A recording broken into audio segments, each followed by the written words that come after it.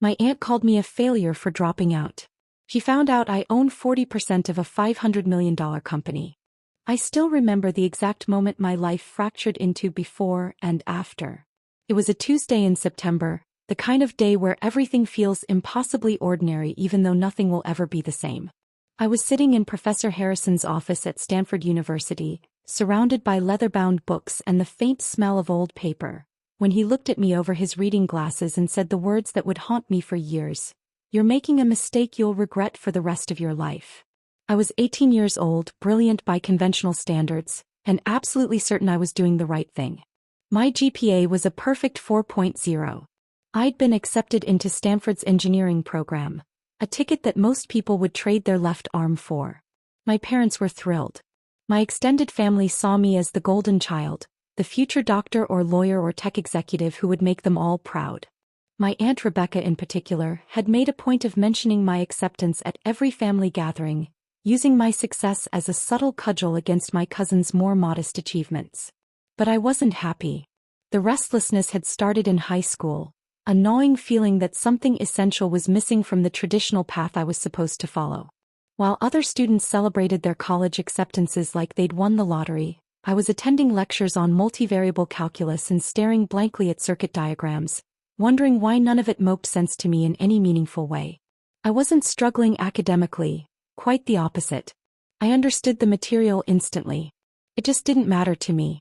Then I met Marcus at a startup pitch competition I'd wandered into on a whim. Marcus was 23, disheveled in the way that suggested he'd been living out of a coffee shop, and the most alive person I'd ever seen. He was pitching an idea for a platform that would revolutionize how small businesses managed their supply chains, something called SupplyLink.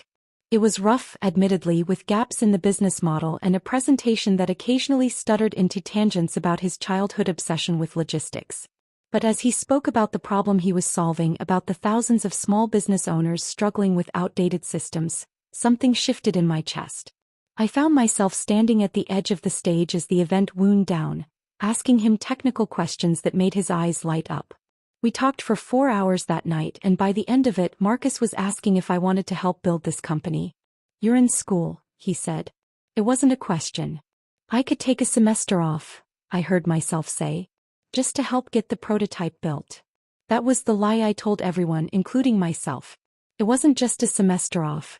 Deep down, I knew I was walking away from the entire thing. The conversation with my parents was worse than I expected. My mother cried.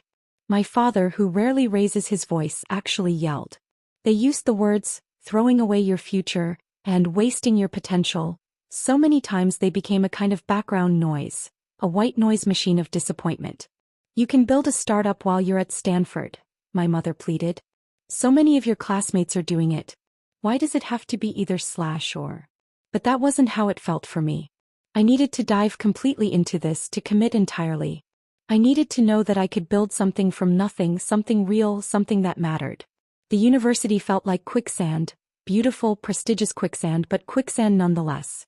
When I told my Aunt Rebecca, though, that's when everything exploded. My aunt had always been a certain type of success story, the kind of woman who made a point of her achievements, who measured people by externally visible metrics. She was a vice president at a pharmaceutical company, drove an expensive car, wore designer clothes, and had an unfortunate habit of asking people how much they made within 5 minutes of conversation. She'd never been particularly warm to me, but she'd always been proud of my accomplishments. That pride, I was beginning to realize, had nothing to do with me as a person and everything to do with what I represented. Validation that her genetic material produced overachievers. I was at a family dinner, sitting across from her at my parents' dining room table, when I made the mistake of mentioning my decision to take time off from Stanford. The conversation didn't start with fireworks. It started with a small pause in her chewing, a micro-expression of confusion that flickered across her face. Then she set down her fork with the precision of a surgeon, as if she needed to be stable before addressing what she'd just heard. "You're leaving Stanford?" she said slowly, as if she were trying to parse words in a foreign language. "The Stanford? That's Stanford." "I'm taking a leave of absence," I corrected, which was technically true. "To work on a startup project." "A startup?" She repeated the word like it tasted bad. "Do you understand how many people would kill for your spot? Do you know what your parents paid for your preparation for Stanford?" What your grandfather did to build the kind of life that makes Stanford possible. My grandfather had been a factory worker who'd instilled in his children the value of education. It wasn't lost on me that my aunt was now weaponizing his memory against me. I know, I started, but she held up a hand. Let me tell you something, she continued, her voice taking on that particular sharp edge that made everyone at the table go very still. This is a classic case of a young person thinking they're special, thinking the rules don't apply to them. You're going to regret this. You're going to be 30 years old, wondering why you threw away your future for what? For some startup that probably won't exist in 2 years? For the ego boost of being a founder. She looked around the table, making eye contact with each family member, trying to pull them into her narrative. I've seen it 100 times in my career. People who think they're different, who think they're going to be the exception. Do you know how this story usually ends? With them scrambling to get back into college, or worse, with them stuck in a dead-end position because they don't have a degree. Employers care about credentials, not about your confidence in yourself. My mother was looking at her plate. My father had his jaw clenched. My younger sister, who was still in high school, was watching the drama unfold with the detached fascination of someone who wasn't directly in the line of fire. You're making a huge mistake, my aunt concluded, stabbing her fork back into her food. Mark my words, in 5 years you'll be looking back at this moment and you'll be thinking about how you threw it all away. I wanted to defend myself. I wanted to explain that I wasn't making an impulsive decision, that I'd thought about this carefully, that there was a difference between being special and recognizing what actually made me feel alive. I wanted to tell her that credentials weren't everything, that the world was changing, that startups were increasingly becoming legitimate paths to success. But she'd already dismissed me. The conversation had ended in her mind. And looking around the table at the uncomfortable silence, I realized that even if I tried to convince her, she wouldn't listen. She'd already written the ending to my story, and it was a tragedy. What I didn't tell my aunt, what I barely told anyone, was how terrifying it actually was to step off that track. The first 6 months were exhilarating. Marcus and I worked out of a tiny shared office space that we could barely afford, with 2 computers, a whiteboard covered in diagrams and notes, and a coffee maker that seemed to be held together primarily by hope. There were no safety nets. I wasn't earning money. My parents had made it clear that they would help with housing and basic needs, but only grudgingly, and with subtle comments about how this was bridge funding until I came to my senses. Marcus was brilliant, but he was also scattered in the way many visionary entrepreneurs are. He'd get excited about a feature and want to build it immediately, only to realize days later that it was a dead end. We'd throw away weeks of work. I'd feel the panic rising in my chest, the voice of my aunt getting louder. You're wasting time. You're wasting your potential. You're confirming everything everyone said about you. The second 6 months were harder. We'd built the prototype and it worked, but nobody wanted it. We'd approach potential customers, small business owners who we knew in theory needed what we were building, and they'd politely decline. Some of them didn't even understand what we were offering. Others said they were happy with their current system, even though we could see the flaws in it from a mile away. I'd spend my evenings lying in my tiny apartment, staring at the ceiling, wondering if I'd made the biggest mistake of my life. The Stanford path looked so appealing from the outside when you're failing at the startup path from the inside. Marcus was worried too, though he hid it better. I remember one night about 9 months into our venture when he broke down in the office. Just sat at his desk with his head in his hands and said, "My parents want me to get a real job. They think I'm delusional." "What do you think?" I asked. "I think I'm too far gone to stop now," he said. "I either have to see this through or I have to admit to everyone that they were right to doubt me. I can't go back." That was the moment I realized something crucial. It wasn't about whether the startup would succeed. It was about whether I could live with myself if I didn't try absolutely everything. The failure wasn't in the attempt. It was in giving up on something that mattered to me because it was hard. The turning point came almost by accident. We were pitching to a larger supplier when one of the executives said, "What if instead of selling to individual businesses you sold to us? What if we could use your platform to manage relationships with thousands of vendors?" Marcus and I looked at each other and suddenly the entire business model shifted. We'd been trying to push a product horizontally, selling to individual small businesses. But the real power was vertical, working with large distributors and suppliers who needed better systems for managing their networks. We'd need to completely rebuild the platform, Marcus said, thinking out loud. But if we did, we could hit a market that's worth billions, I finished. We didn't sleep that night. We rewrote the pitch. We rebuilt the core system with this new insight in mind. And we started reaching out to the suppliers and distributors we'd originally dismissed as too big for our startup. The first one said no. The second said no. The third said yes, but only if we could build out their custom requirements. It was impossible work. It meant months of intensive engineering and customer support with our tiny team stretched to the breaking point. It meant bringing on the first employees beyond Marcus and me, people who believed in the vision even though we could barely afford to pay them. It meant walking the edge of financial disaster every single day. But it also meant we were growing. By the second year we had 5 customers. By the third year we had 30. By the fourth year, we were processing supply chain logistics for nearly 200 companies across North America. The problems were different now: scaling issues, technical debt, the challenge of hiring and managing a team that had grown to 50 people. But they were the problems of something that actually existed and mattered. Marcus and I had both been running on fumes by then. There was a period where I realized I hadn't slept more than 4 hours a night in 6 months, and I was practically living on coffee and the kind of adrenaline that feels like a reasonable substitute for actual nutrition. My relationship with my family was strained. I'd missed my sister's graduation and my grandmother's 80th birthday. I'd turned down my parents' dinner invitations so many times that they'd eventually stopped asking. And I still hadn't talked to my aunt. 5 years after I walked away from Stanford, SupplyLink achieved a $500 million valuation.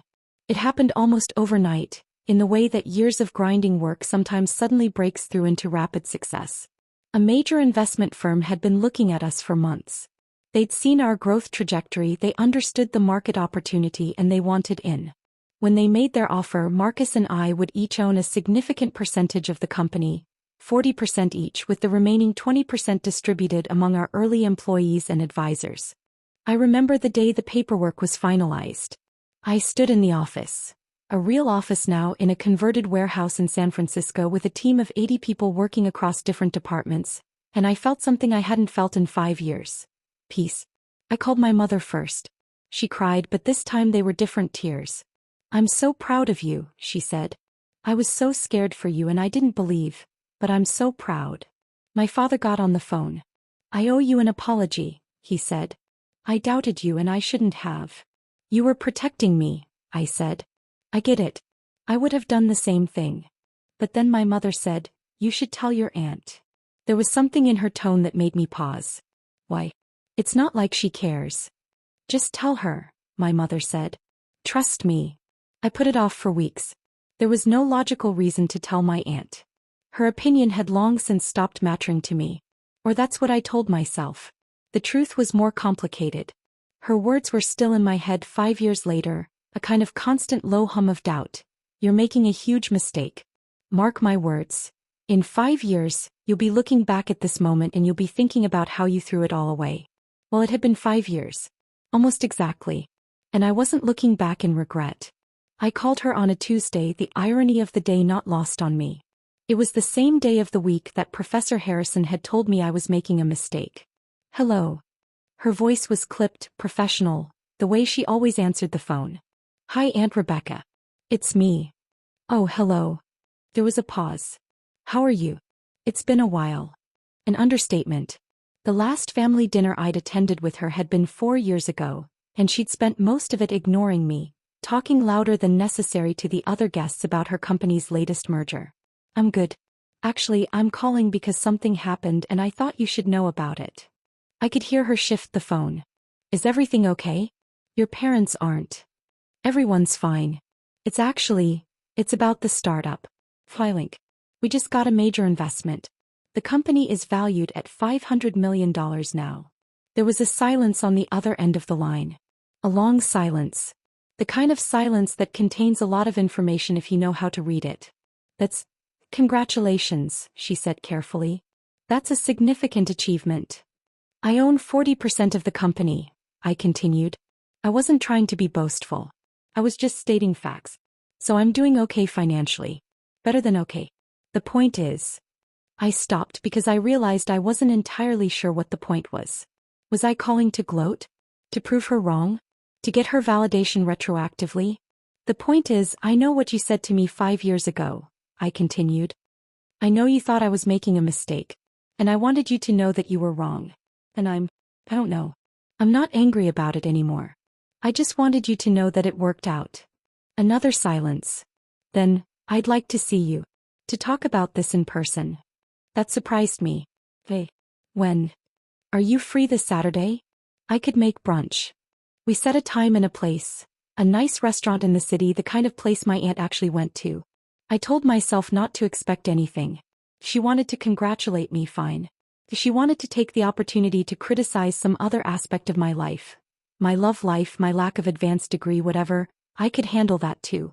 I was past the point where her judgment could really hurt me. Or so I thought. The restaurant was exactly the kind of place I'd expected. White tablecloths, expensive wine menu, the kind of service where waiters appeared at your table with an almost magical sense of timing. My aunt was already seated when I arrived, wearing a gray blazer that probably cost more than my monthly rent used to when I was starting out. She stood to hug me, and there was something uncertain about the gesture, like she wasn't quite sure if we were the kind of people who hugged. We settled into it awkwardly, and then we sat down across from each other. You look different, she said. Tired but successful. The way you carry yourself. You look the same, I said, which was both true and a kind of deflection. We ordered drinks. We made small talk about family. My parents, my sister, her own daughter who I hadn't seen in years. It wasn't until the food arrived that she brought up what we were actually there to discuss. I've been thinking about what you said on the phone, she began, setting down her fork. And I've been thinking about what I said to you 5 years ago. At that dinner. I nodded, waiting. I owe you an apology, she said. But before I give it, I need to explain something. I need you to understand where I was coming from because I don't think you ever will unless I actually explain it. I was not expecting this. My aunt was not an apologizer. She was the kind of person who corrected you at family dinners and made it seem like you should be grateful for the correction. Okay, I said carefully. When you told me you were leaving Stanford, I didn't hear it as you making a choice about your life. I heard it as a rejection of something that I'd spent my entire life proving was valuable. Do you understand what I mean? I didn't, so I waited for her to explain. My father, your grandfather, never had the chance to go to college, she continued. He built a life through pure hard work and determination, and he instilled in me that education was the path, the thing that mattered most. Everything I've done, every achievement I've celebrated, every accomplishment I've made a big deal about, it was all to honor his legacy. It was all to prove that his sacrifice meant something. She paused, picking at her salad. When you said you were leaving Stanford, I didn't hear it as you following your passion or taking a risk. I heard it as you rejecting the thing that he'd built toward. I heard it as you saying that the path he'd fought so hard to make possible wasn't good enough for you. And it made me angry. Because I was scared. Scared of what? I asked. Scared that I'd wasted my whole life.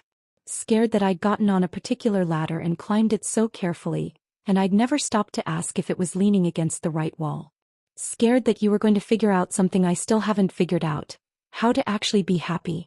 And instead of being proud of you for trying something different, I tried to push you back onto the same ladder I was on. I didn't know what to say to this. My aunt, the certainty made flesh, was talking about fear and doubt and wasted time. It didn't match the image I had of her. I followed your career, she continued. Not in a creepy way, but your mother would mention things. How you were doing, what was happening with your company. And I realized somewhere along the way that you'd figured out something that I spent my whole life missing. You figured out that the destination doesn't matter nearly as much as whether you actually want to be on the path.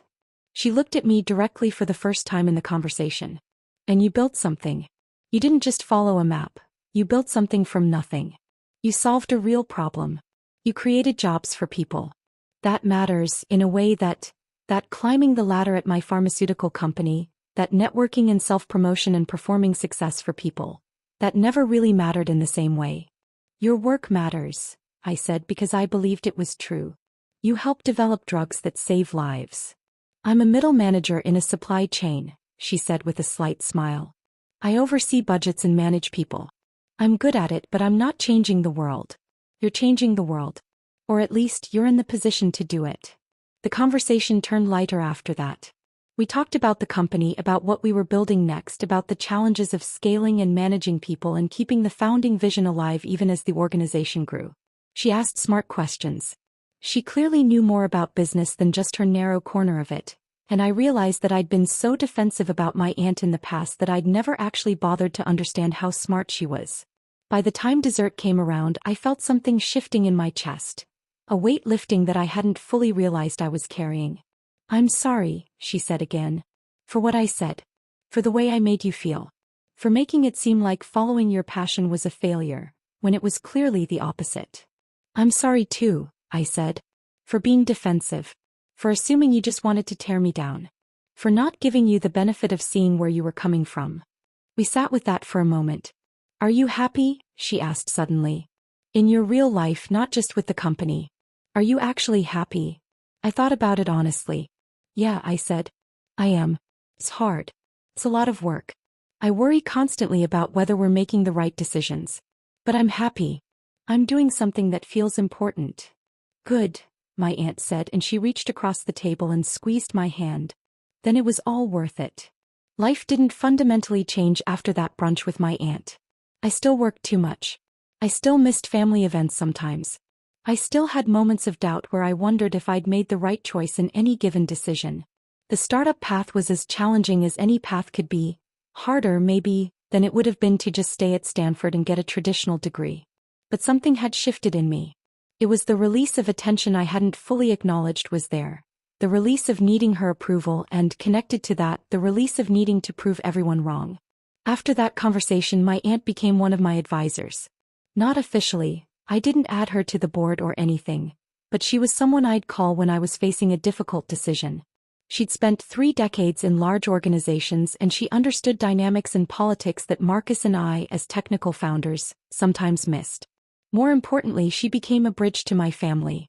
She started telling them about what SupplyLink was actually doing, explaining the technology in a way that even my parents, who were decidedly non-technical, could understand.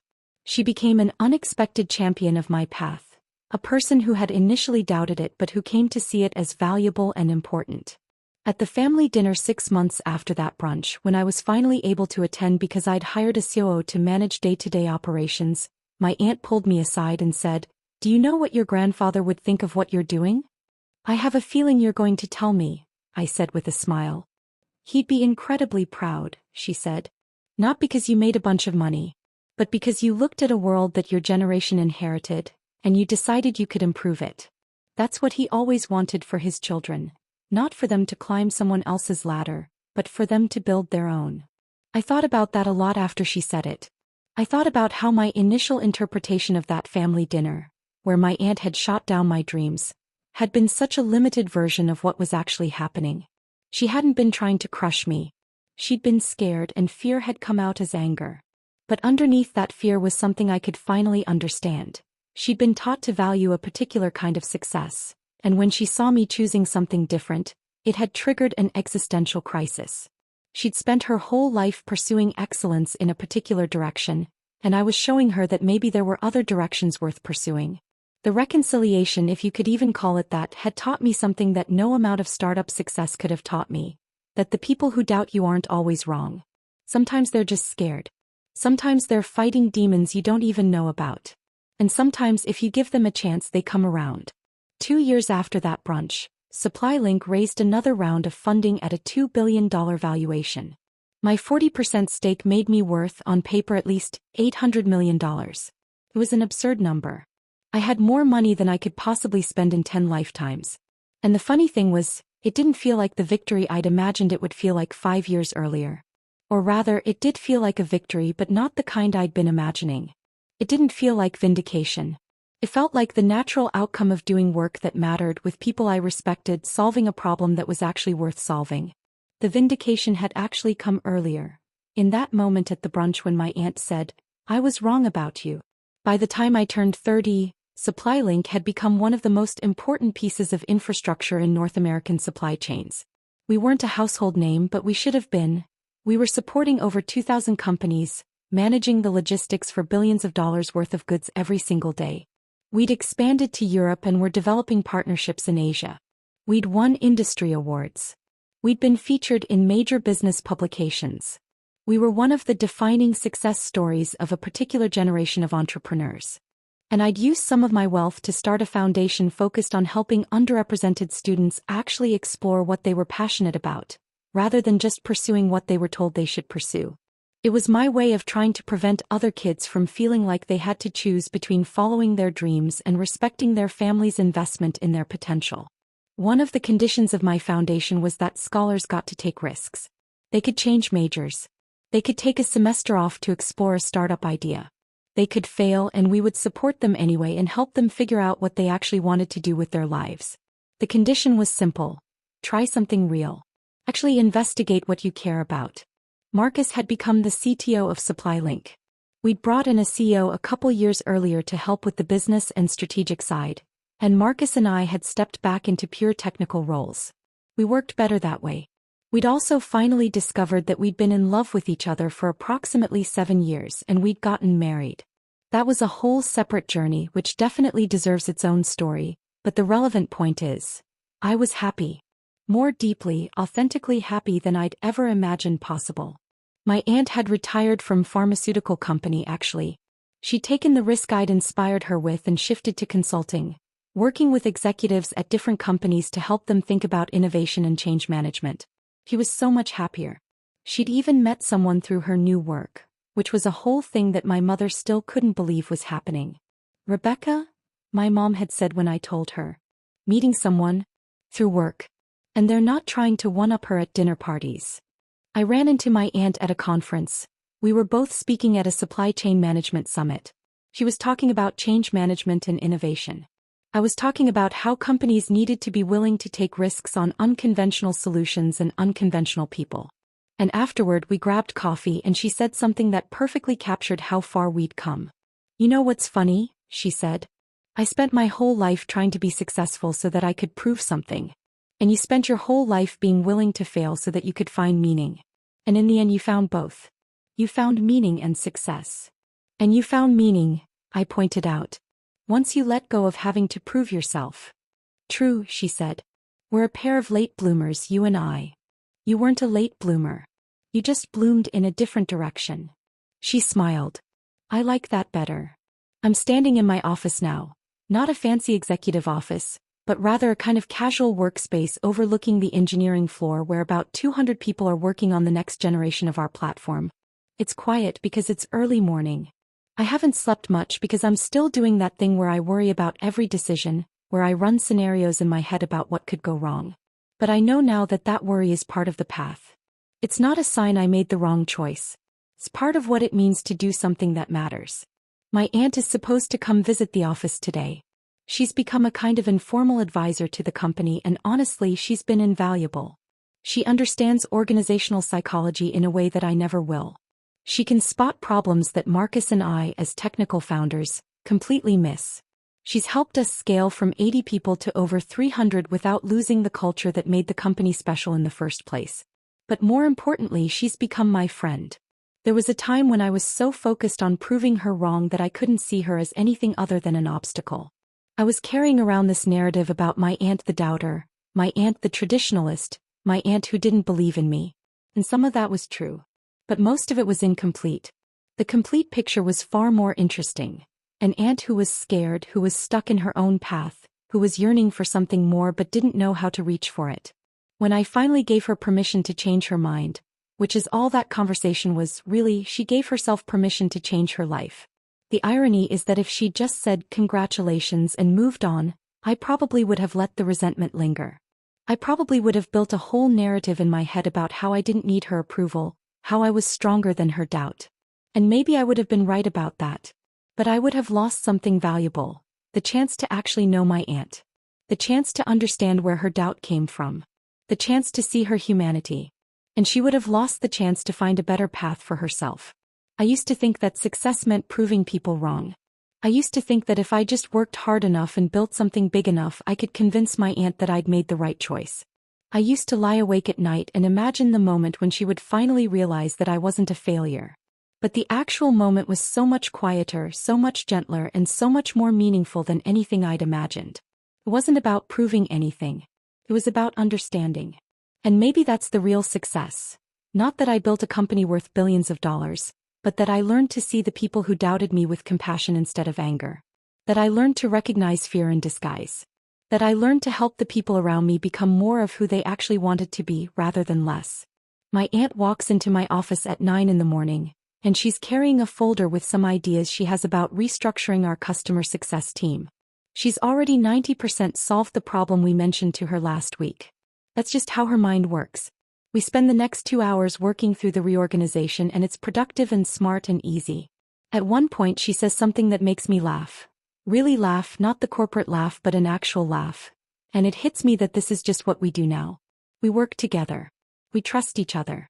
We've built something real. Thank you, I say suddenly. For what? She asks, looking at me with that raised eyebrow that I now recognize as confusion rather than judgment. For coming around. For letting yourself be wrong. For not just doubling down on what you'd originally said. She sets her pen down and actually softens. Thank you for giving me the chance to come around. Most people wouldn't have. Most people would have just built a wall and kept it up forever. I wanted to do that, I admit. For years I wanted to do that. But you didn't. But I didn't, I agree. And there's something about that moment.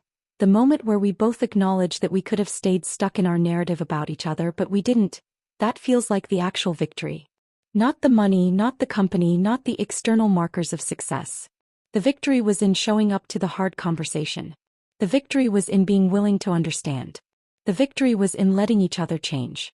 When my aunt leaves at 5 o'clock, I walk her to her car. The San Francisco evening is perfect, that particular kind of cool and clear that makes you feel like you're standing on the edge of possibility. I'm proud of you, she says. Not because I built something worth $2 billion. Not because I proved her wrong. But because somewhere along the way I became someone who could forgive doubt. And I'm proud of her too. Because she became someone who could question her own certainty. That's the real story. Not the triumph but the transformation. Not the success but the understanding that came before and after it.